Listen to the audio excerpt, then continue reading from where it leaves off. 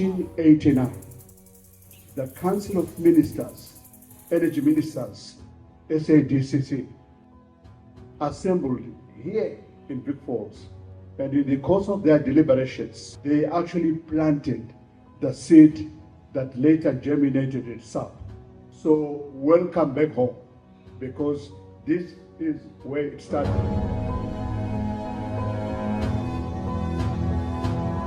I welcome you to Zimbabwe, and I also want to welcome our SAPP from various committees.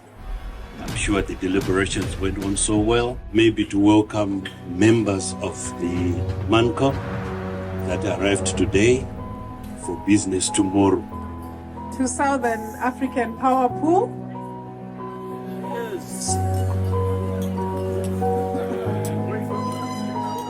Say regions in Africa, regions everywhere can only grow if they utilize all their sources of energy.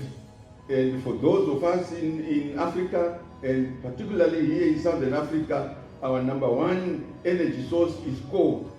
This Southern African power pool, I must say, is needed. It must integrate us. It must make sure that the transmissions are there, and the high transmission and power distribution losses must be curtailed, and we must find ways.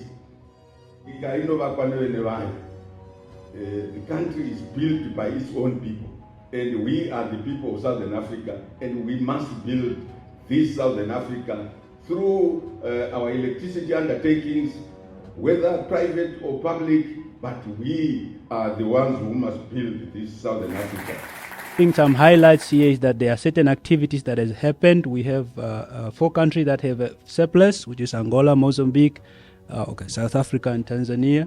And there are a few units that were brought on service in NTCSA or ESCOM network. And I want to also point out that most of the capacity are attributed to the renewable energy project that have been commissioned and brought online.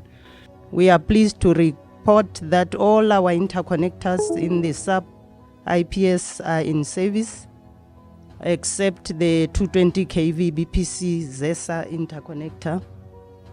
We also have finally the crime prevention working group that is also looking at devising and implementing regional strategies to combat the theft and vandalism that we have already seen in the lowlights of electricity infrastructure. They also report statistics as well as engaging other security organs like the Interpol that are aimed at combating these activities of theft and vandalism. There has been a reduction in terms of the matching of traded volumes against what is actually traded. And mostly this is because of the bilateral contracts that were concluded, particularly in the financial year 2024-25. So 899.6 gigawatt hours was matched with 372 gigawatt hours, and this represents 81% of the power being traded from the competitive markets in 2024-25.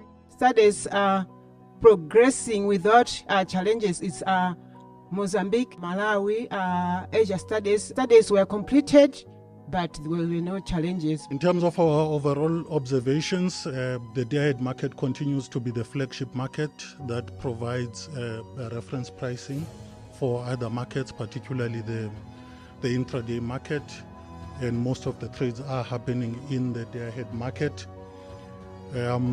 Secondly, the IDM is the next market that's got the highest volumes, followed by the physical market monthly.